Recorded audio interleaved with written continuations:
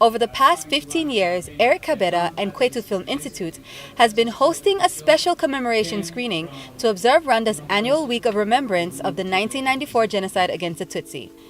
This year, Keepers of Memory, 100 Days, and Iseta are three of the films that were selected for the event. So, I went to check it out. Family by family, road by road, roadblock by roadblock, people were being exterminated.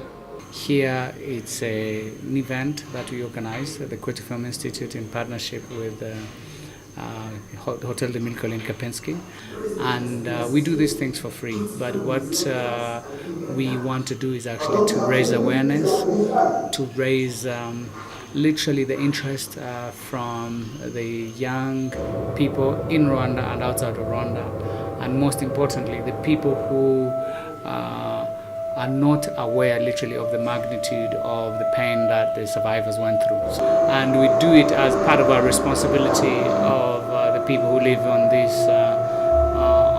in this country, as the people who, lost their loved ones as well. But most importantly, to tell the survivors that we really care, that we really understand, however painful it is that we have to share these things, but we have to.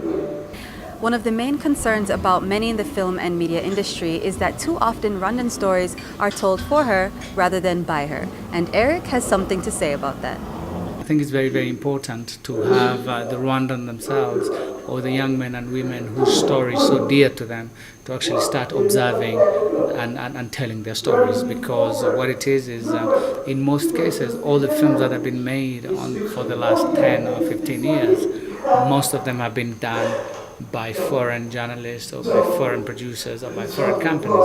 So it's kind of very important that we actually have to embark on a journey of telling our stories as well, and that's where establishments such as Kwetu Film Institute comes in, whereby we teach people technically on basic techniques on how to do these kind of things, but most importantly so that they can also appreciate their history, their present situations, and future perspective.